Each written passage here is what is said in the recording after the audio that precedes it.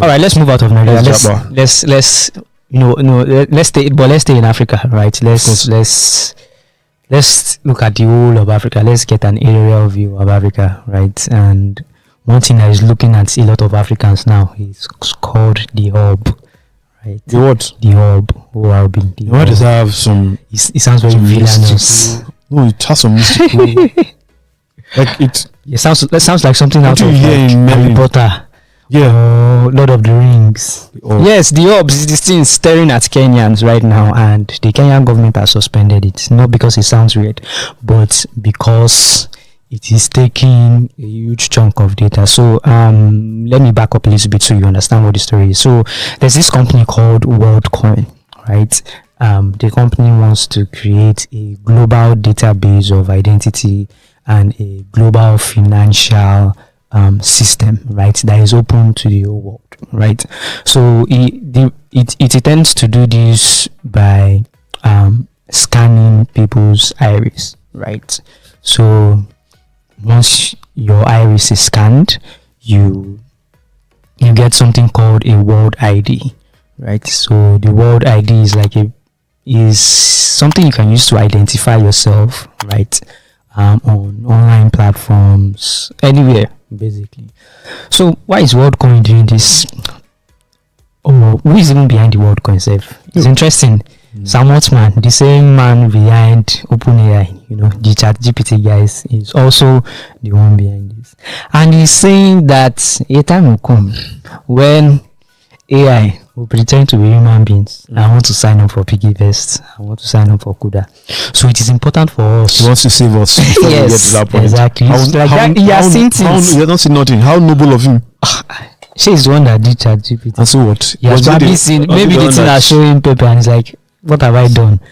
So the Nigerian in me and the Nigerian, let's say Nigerian elder in me is looking at this, and I am thinking of some apocalyptic event.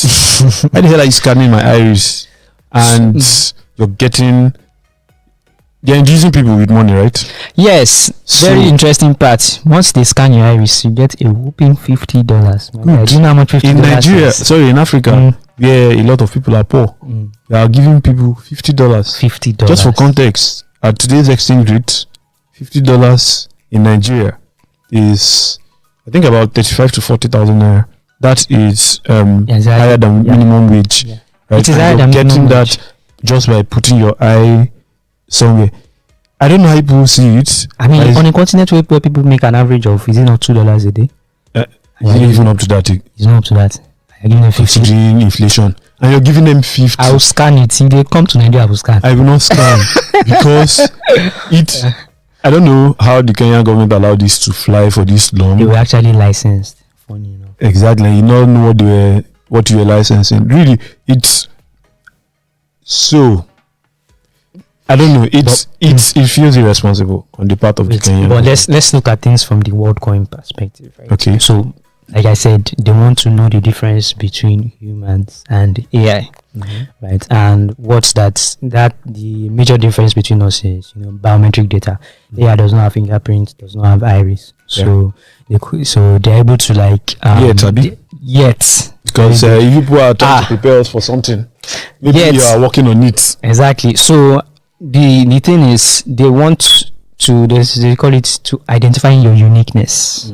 Right, you want to using like one motivation. So basically, a way for you to say, "Oh, I'm human. I'm a particular unique human." Right.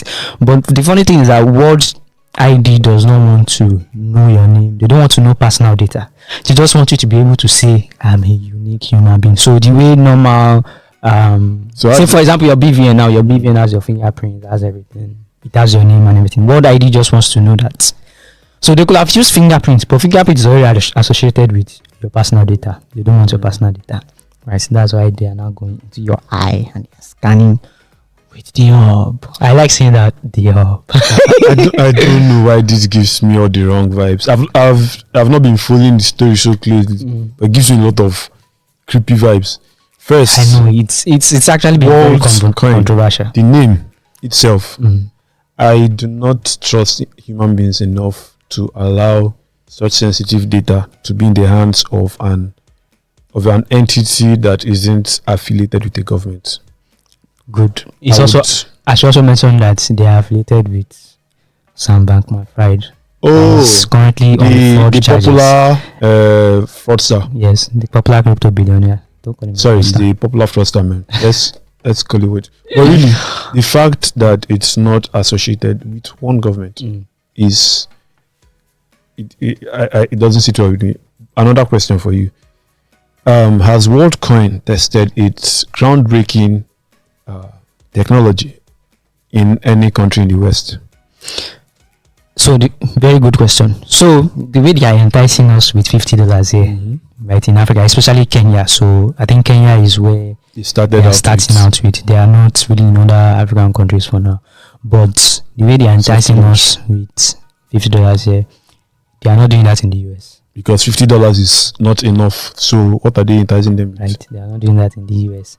And there has been a lot of controversy around them bringing, like, why are they really focusing on Africa? It's also available in other Western countries. So it's in Germany, I think it's in Ireland. You can, while they are not paying you $50 in the US to scan your eyes, you can also do it in the US, right? Okay. But it looks like they have been significantly focused in Africa. Yes. And I'm even starting to think, was that why Sam Altman came to Lagos? Yes. He came to Lagos recently. And maybe they were just saying that. So he's also on tour. He probably came to look at you people. And people are greedy. Maybe if it's $100, he'll give you. Exactly. But guy, if it's $100, I still not collect. I will scan the 2 and collect 200. I will scan my tongue. I will ask them to scan it. $100 that you spend in how many days? Maybe 1 month if you decide to stretch it very well. Funny enough, I converted some of my remaining USDT. Was it 100 or 50? God knows how I spent it. I just can't find it again. Good. So $100 is small. If he wants to do it, let him up his offer to $1,000. I'm telling you. I mean, if you want my how much are they selling kidney on the black market? Telling you, this is my eye. Exactly. But there's something I'm thinking about, and this may not be the best example, but the European Union has been very strict with policy. Entrepreneurs often balk, and they say it kind of stifles innovation. But it also has the added advantage of ensuring that stuff like this doesn't happen frequently. And what are we doing regarding regulation? Right? We need to get proactive with regulation. I think we were having that conversation before, but we really need to get proactive with regulation, especially when these are foreign entities. Yes. I don't know, you may say that Africans are not producing enough, but the fact that an entity that isn't associated with your government is coming and demanding sensitive data, it's very important that they are strictly regulated. Explain what you're doing. Make sure you're carrying all the regulators along, so that if something happens along the way, we can always say, or you yourself, for starters, can say, regulators were carried along, so we cannot say, we are blaming the regulators. But in a case... Sure, my whole argument is, or my whole point is, African countries need to start taking regulation seriously. Don't say we don't have AI companies yet, or we don't have a lot of AI companies yet, so we can't start thinking about regulation. We need to be 7 steps ahead. I was at an event where someone was saying, those days where you see regulation, you catch up with technology. Because the thing is, especially with AI, right? This is one technology that has immense potential to be exploited. Yeah. Forget all the kumbaya that people want to be singing for us and telling us it's going to change the world. It can easily be exploited. And considering the capabilities it's being trained to possess, it means that it can do some really incredible things. Yeah. So you need to lay serious ground rules that this is how it is used, because I say this because as Africans, we've had a history of exploitation, right? Let's not apportion blames now, but we've always had we've had this history, not always, but for the last 100 years of our history, we've had this history of exploitation. And one of the reasons it has continued is because we don't have either the political capital or the political will to ensure that it's stopped or controlled. We are getting into we are at an age, or in an age where basically information is what rules the world, and I think it's every African government needs to take it very seriously. Yeah, regardless of what. Even if you're in a country and you have just one AI startup in the entire sub-region, like we need to work on frameworks for that. Yeah. So Kenya decided to suspend them after they decided to license them. I don't know what's going on there, but they've been suspended for now, and they are saying they are looking into it, and once they are sure that everything is okay and it poses no risk to their citizens,